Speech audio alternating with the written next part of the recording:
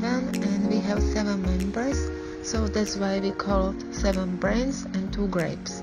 We have 2 coders, who are Clyde and Kostas, and 3 designers, Misha, Eliška and Ringa. And lastly, 2 UX, Dasha and Miriam. Our main target group for our story are young adults. Our persona is called Christian. He is 21 years and currently studying his second year in computer science at KIA in Copenhagen. He is Danish, but he comes from a small town in the north. He is renting an apartment with his friends in the center of Copenhagen. His passions are computers and the world of coding. Besides this, he is very outgoing and likes to spend his time with friends, listening music and drinking good beer like Carlsberg, which is probably the best beer in the world. Christian has a big sense of humor, likes memes, and he often watches cartoons and reads fantasy books. As many young people, he doesn't like to cook, so he mostly eats at fast food like Burger King. He prefers casual fashion style. His daily outfit including a flannel checked shirt, Converse shoes, and of course a comfortable backpack. Our given style was surrealism, so that's why we were trying to find a story or fairy tale which would match this theme. Surrealism is a cultural movement that began in the early 1920s. Artists created strange and unrealistic creatures, from everyday stuff like flying objects and deformed clocks. One of the most famous artists was Salvador Dali. We decided to choose a story about Pinocchio, who is an unrealistic character made from wood, so we thought it will match well with our theme. Now we are going to describe our story.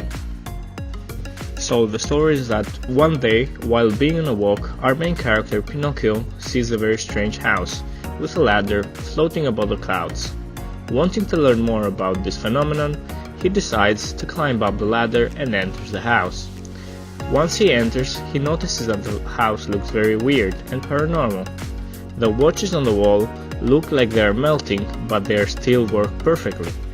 Other objects around him have eyes and things that make no sense to him. Pinocchio realizes that that was not a normal house. He thought that the house was somehow a gate to another dimension, to a surrealistic dimension. Suddenly, he sees a table with some alcohol and a cigarette. Not able to control himself, he decides to try both out and see how both of the elements taste.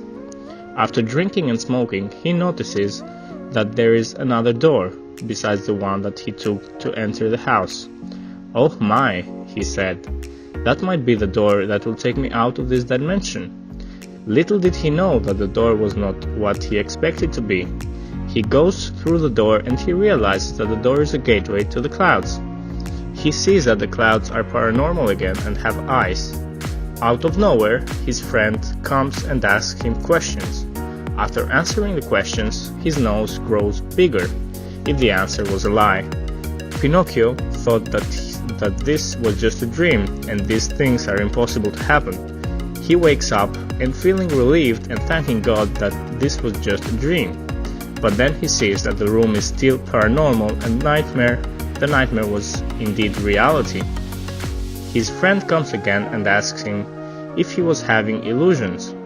Pinocchio lies again and his nose grows even more. Suddenly everything starts spinning around and he gets lost and drowned in his own lies. And that was the end. As you can see, for characters Pinocchio and Gemini, we used bright colors. Most of them are primary colors, yellow, red, blue, and another one green. Even though our given style is called surrealism, something that should be unnerving, illogical, our characters are just the same as in the fairy tale. It creates some contrast with backgrounds. All of our surrealistic elements we used right there. Characters, backgrounds, and all elements used in our animation are created in style which does not use outlines at all. It is called the flat style. Our drawings of characters are missing details as well, but it only stressed the feeling of simplicity. We chose this type of drawing from the early beginning because it is clear, simple, and in our opinion it seems like perfect style for fairy tales. In this project we combined many things that we are learning all this time as multimedia design students at IKEA. On the coding part we use advanced JavaScript in order to manipulate many HTML elements at the same time, and we handled almost all the formats for the images. We are using many SVG for higher interactivity, along with PNG, JPEG and a small moving GIF which we created on After Effects. About the 95% of our animations are with CSS, and we created many of them in order to support the surrealist style. One example from our code is that except from adding removing CSS selectors through JavaScript, we are changing directly CSS attributes on each scene. Also we handle many audio files which we load directly via JavaScript. The sequence diagram was our guide from the beginning in the coding and helped us a lot to keep everything on track. It has 8 main events and each one of them includes interactions, animations and audio manipulation. For example, when Pinocchio enters the house, which is an event, the music is playing and the user can interact with the clock and the table. Inside the code we have 10 main functions which they are related in order to complete the multiple interactive animation. One of the last parts was user experience test, so we have done the peer test where we ask 4 classmates from 2 different groups about their opinion.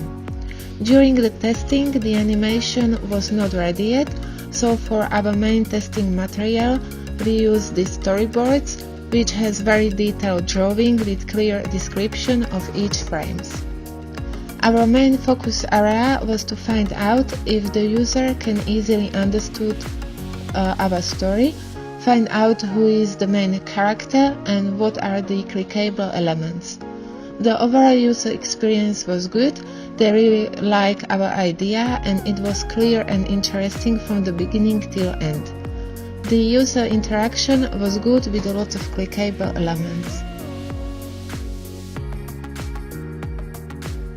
Conclusion of our project.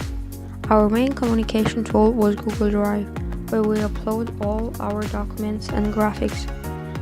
Difficulties we faced during the making of this project. We were a group of 7 people in total, so it was a little bit difficult sometimes for everyone to agree to meet somewhere or to go with an idea that half of the group liked and the other half did not. Everyone in this group was very friendly and understanding.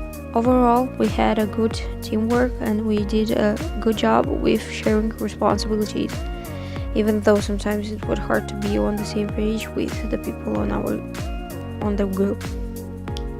We like working together as a group and we learn from our mistakes, and the next time we will discipline ourselves and actually make a timetable and we will write there what task everyone has and when is the deadline for that task to be done.